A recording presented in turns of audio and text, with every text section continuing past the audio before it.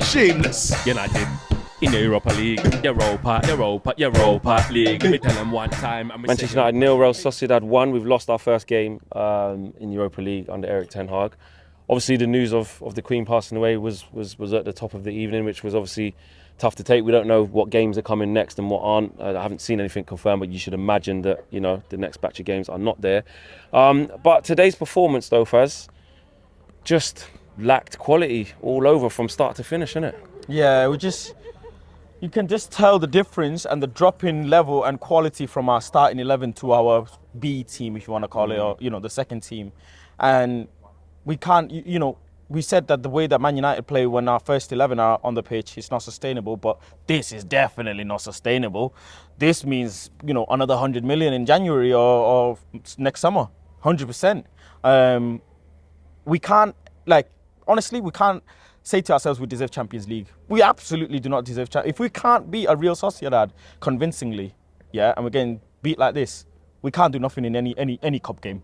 And I mean Carabao, FA, nothing. Can't do nothing. We just might as well concentrate on the Premier League and come top 4. But on the players that are in the B team that you speak about, there's players like Ronaldo in there, Casemiro, Eriksen was in it. I know it wouldn't always be like that. Maybe it might be Donny on a different day, ideally. Anthony was in it today. There were some decent players in there. We played the same fullbacks. Okay, we know the situation with Maguire and Lindelof, but they're seasoned professionals. It's not like you're playing a bunch of kids who haven't had any games. These are experienced players. You can't cut them any slack at all. Ronaldo, is just a name at this point. He's just the name. It absolutely kills me to say it, but his time is fully, well and truly done now. Well and truly done. Big up, man. I can't. Weren't to be. Love. I can't sit here and tell you anything about Ronaldo. It's just a brand and just a name. It's time to pack bags and let him go in January, honestly. We can't do anything. So, Cam was touching on this. What did you see today? And look, we're not saying the reason we lost was because of him, but from him individually, what did you see a player that just won't be able to fit into the system going forward? Did you see a player that was maybe feeling a bit sorry for himself or sulking because he is in the Europa League team, he is in the B team? What did you see? It's very weird. To me, it looks like he's not hungry enough. He's just not got the hunger in him. Whether that be Europa, whether that be we've kept him out against his will. Don't know what it is. He's just not got that hunger, not got that desire, that killer instinct, that first time shot. He's not got it. He needs the ball perfectly in place for him to have a shot. He needs everything to his feet. It's just, it's not working with him. And we need a hungry, young, not even young, maybe just a hungry striker who wants to really prove himself. I don't think Ronaldo wants to prove anything to anyone. Well, of course not. He doesn't have to in his career. No. Yeah, he just at this point wants to get a couple of goals, increase his overall goal and call it a day. So that's not what we're looking for here anyway. So he has to move on. What did you think of our midfield today? Because you took out Scott McTominay from it and he took out Bruno from it. Eriksen was the only one who played in it, and Fred and Casemiro came in. What did you make of the midfield in general, in particularly them two?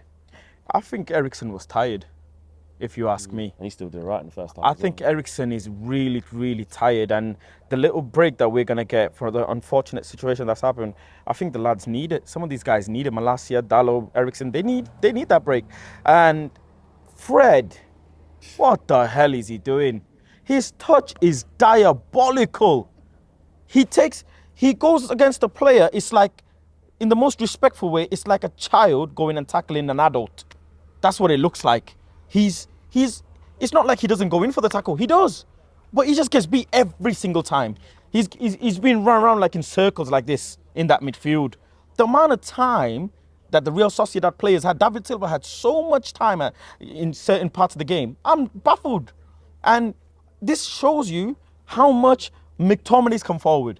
Whatever he's doing, he's clearly working. And we thought you separate McFred, maybe Fred Cass works because in international level it works, but clearly it doesn't because Casemiro himself is not in form. Casemiro today as well. He was poor as well.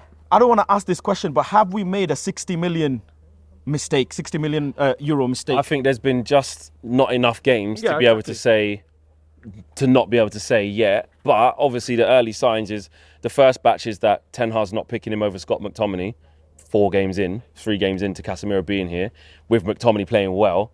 And then the second thing is you go, well, that's his first start and that's what he's put up. So all that we can take from it is, oh, okay, well, that's why McTominay's starting right now. But I suppose time is of the essence and he's only been here a few games. Yeah, but even with Cass, you know, we know what he's capable of. Yeah. So we just have to give him some time. We give Sancho time, no?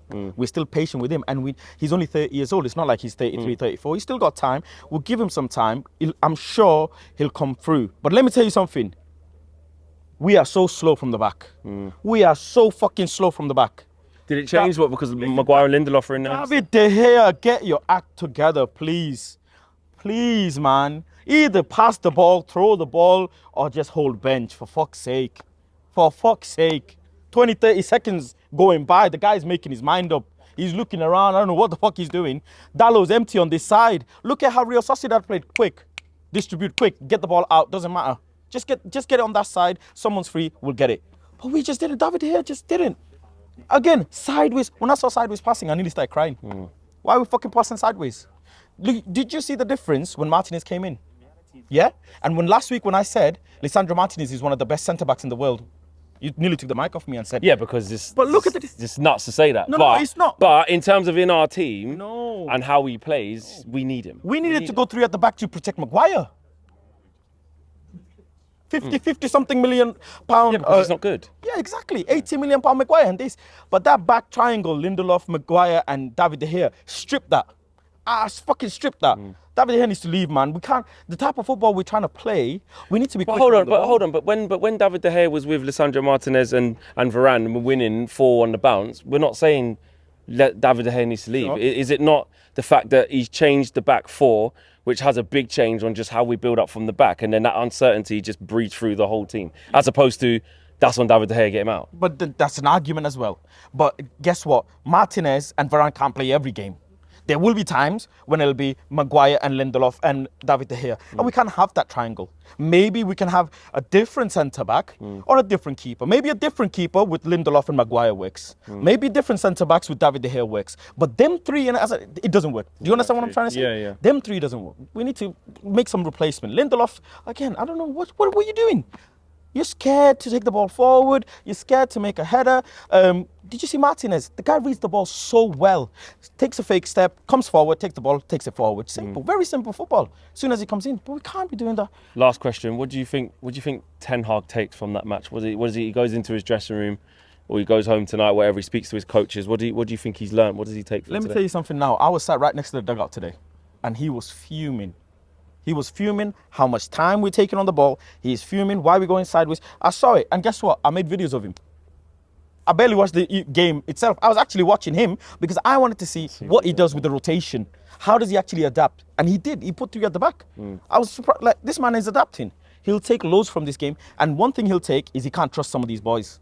He cannot trust them. I won't be surprised if we start playing cup games, Premier League games, every game with Varane and Martinez. I won't be surprised. And it's, exactly. Get burnt out. Exactly. I will not be surprised. He's going to go to the board and say, listen, I need some more cash in January. Bring Eric Bailly back. Fuck the agreement. Fuck the loan agreement. Whatever that. Forget the comment. Rip up whatever you have with Thingy, Marseille.